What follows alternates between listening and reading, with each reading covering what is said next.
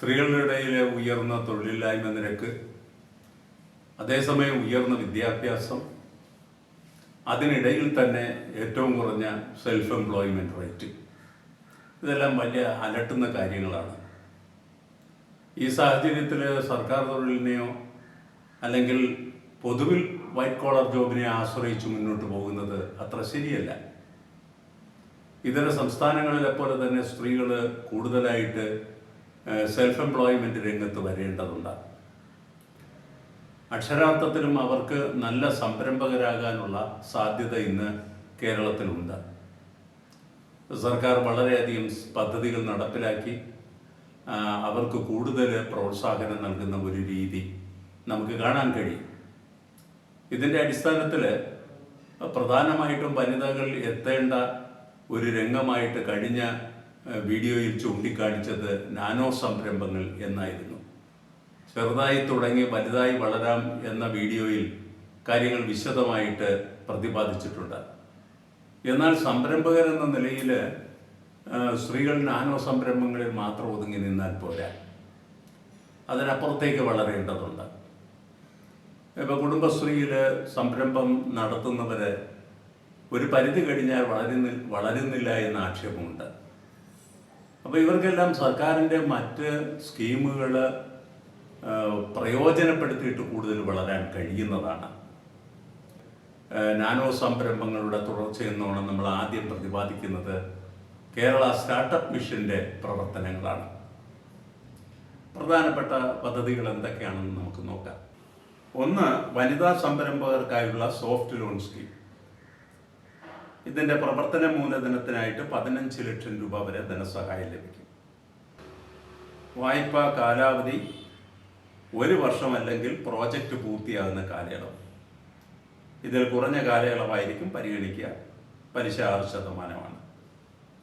ധാരാളം സ്ത്രീകൾ, വിദ്യാസമ്പന്നരായ സ്ത്രീകൾ ഇന്ന് കേരള സ്റ്റാർട്ടപ്പ് മിഷൻ വഴി ഈ പദ്ധതിയുടെ പ്രയോജനം അനുഭവിക്കുന്നുണ്ട്. രണ്ടാമത്തെ പദ്ധതി വനിതകൾക്ക് നൽകുന്ന ടെക്നോളജി കൊമേഴ്സ്യലൈസേഷൻ സപ്പോർട്ടാണ്. ഇവിടെ ഉടമസ്ഥാവകാശത്തിൽ സ്ത്രീകൾക്ക് മുഖ്യ പങ്കാളിത്തം ഉണ്ടാകണം. ഇതിൻ്റെ സഹായം പരമാവധി 10 ലക്ഷമായിരിക്കും. അതേസമയം ടെക്നോളജി ഫീയുടെ 90% അത് നിജപ്പെടുത്തിയിട്ടുണ്ട്. അതുപോലെ സ്റ്റാർട്ടപ്പ് ഡയറക്ടർക്ക് സിബിൽ സ്കോർ 750 കൂടുതൽ ഉണ്ടാകുന്നത് അഭികാമ്യമായിരിക്കും. നമ്മുടെ വായ്പ കിട്ടുന്നതിനും സ്കീമുകൾ മുന്നോട്ട് നടപ്പിലാക്കുന്നതിനും വളരെയധികം എളുപ്പമായിരിക്കും. മൂന്നാമത്തെ കേരള സ്റ്റാർട്ടപ്പ് മിഷൻ്റെ സ്കീമാണ് പർച്ചേസ് ഓർഡറിൻ്റെ അടിസ്ഥാനത്തിൽ നൽകുന്ന സോഫ്റ്റ് ലോൺ.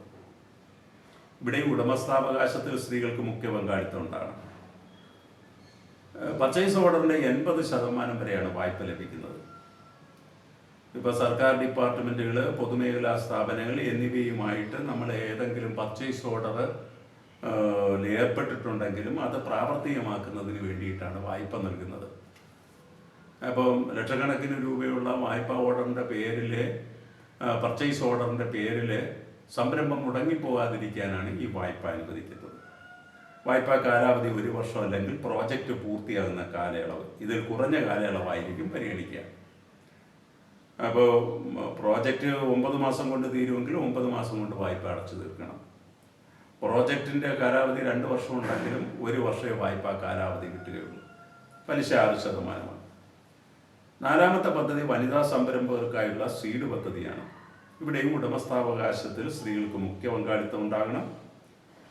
3 രംഗങ്ങളാണ് ഇവിടെ പരിഗണിക്കുന്നത്. സേവന, വ്യാപാര, വാണിജ്യ മേഖലകളിലെ സ്റ്റാർട്ടപ്പുകൾക്കാണ് മുൻഗണന. ആരംഭത്തിൽ 15 ലക്ഷം രൂപ വായ്പ ലഭിക്കും. പോരാത്തതിന് 2 വർഷത്തെ മൊറട്ടോറിയവും ലഭിക്കുന്നതാണ്. കേരള സ്റ്റാർട്ടപ്പ് മിഷൻ കൂടാതെ തന്നെ മറ്റു പല പ്രവർത്തനങ്ങളും നമുക്ക് കാണാൻ കഴിയും. അതിൽ പ്രധാനമായിട്ടും ചില ഏജൻസികൾ നടത്തുന്ന പ്രവർത്തനമാണ്. അതുപോലെ തന്നെ ജില്ലാ വ്യവസായ കേന്ദ്രം വഴി നടപ്പിലാക്കുന്ന മറ്റൊരു പ്രധാനപ്പെട്ട പദ്ധതിയാണ് ആശാ സ്കീം. ഇതിനെക്കുറിച്ച് നമുക്ക് പരിശോധിക്കാം. ആർട്ടിസൻ കാർഡുള്ള കരകൗശല തൊഴിലാളികൾക്ക് വേണ്ടിയുള്ളതാണ് ഈ ആശാ പദ്ധതി. സ്ഥിര നിക്ഷേപത്തിൻ്റെ 50%, അതായത് പരമാവധി 3 ലക്ഷം രൂപ വരെ ഗ്രാന്റ് അനുവദിക്കുന്നു.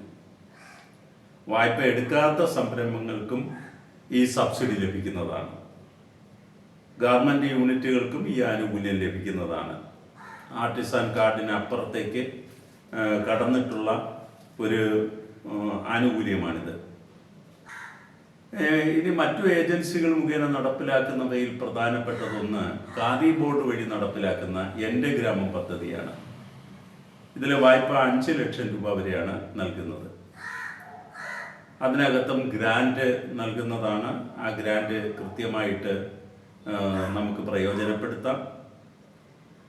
ഇപ്പോൾ സമീപിക്കേണ്ടത് നമ്മൾ ഖാദി ബോർഡിൻ്റെ ജില്ലാ ഓഫീസുകളെയാണ്. എംപ്ലോയ്മെന്റ് എക്സ്ചേഞ്ച് വഴി നടപ്പിലാക്കുന്ന മറ്റൊരു പദ്ധതിയാണ് ശരണ്യ പദ്ധതി.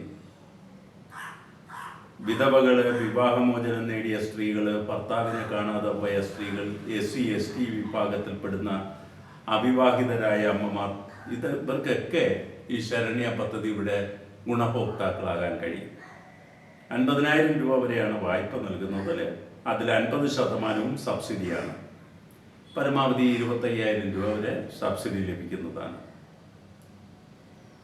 ഇനി ഇതുപോലെ തന്നെ മറ്റു പല ഏജൻസികളും കേരളത്തിലുണ്ട്. വനിതാ വികസന corporation, SC ST corporation, OBC corporation, വികലാംഗ കോർപ്പറേഷൻ, മൈനോറിറ്റി കോർപ്പറേഷൻ, മുന്നോക്ക കോർപ്പറേഷൻ തുടങ്ങിയ വഴിയും വനിതകൾക്കായിട്ട് പല പദ്ധതികളുണ്ട്.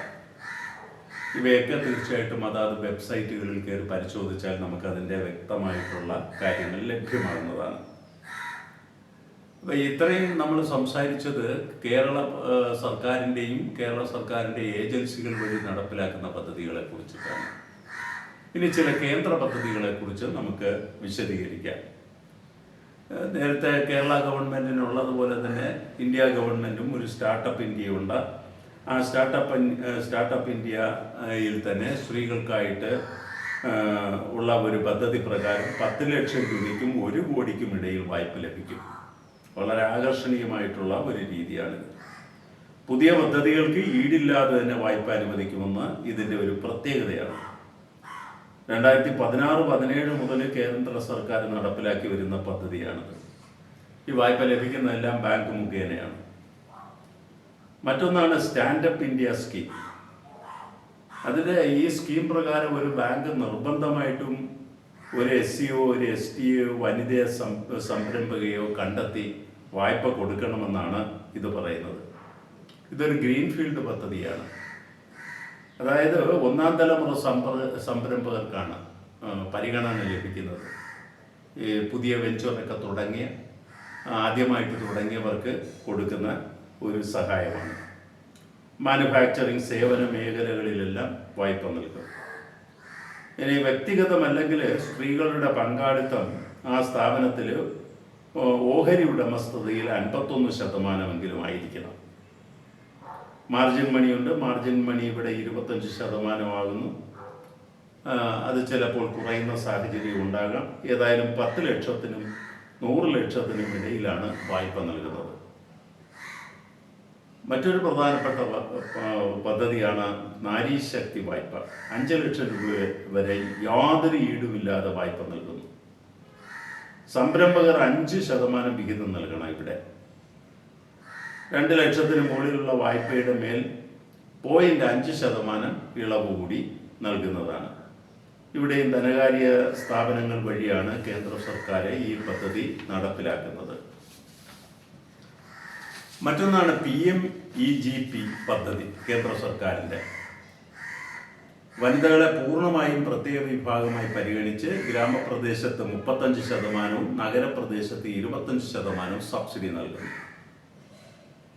അതുകൊണ്ട് മാനുഫാക്ചറിങ് രംഗത്തൊക്കെ നമുക്ക് കാണാൻ കഴിയുന്നത് ഗ്രാമപ്രദേശങ്ങളിൽ ഒരു വളർച്ച ഉണ്ട് എന്ന് തന്നെയാണ്. മാനുഫാക്ചറിങ് സംരംഭങ്ങൾക്ക് 25 ലക്ഷം രൂപയും സേവന സംരംഭങ്ങൾക്ക് 10 ലക്ഷം രൂപയുമാണ് വായ്പ അനുവദിക്കുന്നത്.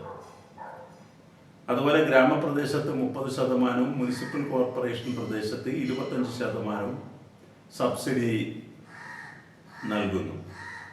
ബാങ്ക് അംഗീകൃത പദ്ധതിയാണിത്. അതിനാൽ നല്ല പ്രോജക്റ്റ് റിപ്പോർട്ടോടുകൂടിയ ബിസിനസ് പ്ലാൻ ഉണ്ടാകണം. ഇവിടെ കൊടുത്തിരിക്കുന്ന വെബ്സൈറ്റ് മുഖേന ഓൺലൈനായിട്ട് അപേക്ഷിക്കാവുന്നതാണ്. നാനോ എൻ്റർപ്രൈസസ് ആയിരുന്നാലും മൈക്രോ എൻ്റർപ്രൈസസ് ആയിരുന്നാലും സ്മോൾ എൻ്റർപ്രൈസസ് ആയിരുന്നാലും നമ്മൾ മനസ്സിലാക്കേണ്ട ഒരു കാര്യം, നമുക്കിത് ഒരു ഉദ്യം രജിസ്ട്രേഷനിലൂടെ ആരംഭിക്കാമെന്നതാണ്.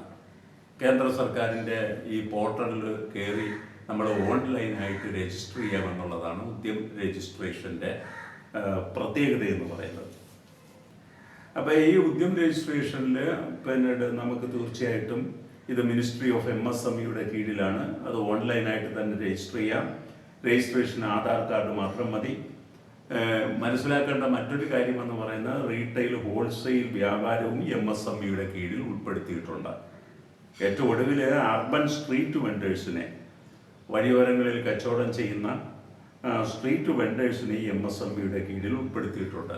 അവർക്കും ഇന്ന് വായ്പ ലഭിക്കുന്ന സാഹചര്യമുണ്ട്. അപ്പോൾ രജിസ്ട്രേഷൻ പൂർത്തിയായാൽ ഓൺലൈനിൽ തന്നെ സർട്ടിഫിക്കറ്റ് ലഭ്യമാകും. അപ്പോൾ ഇതെല്ലാം മനസ്സിലാക്കി കഴിഞ്ഞിരുന്നാൽ ഇന്ന് സംരംഭകർക്ക് അനുകൂലമായ സാഹചര്യമാണുള്ളത്. ഇത് വനിതകൾ ശരിയായ രീതിയിൽ പ്രയോജനപ്പെടുത്തി മുന്നോട്ട് പോയാൽ കുടുംബത്തിനും രാജ്യത്തിനും വളരെയധികം ഗുണം ചെയ്യുമെന്നുള്ളതിൽ സംശയമില്ല. ഈ പങ്ക്തി ഇവിടെ അവസാനിപ്പിക്കുന്നു. ഈ ചാനൽ സബ്സ്ക്രൈബ് ചെയ്യുക. നന്ദി.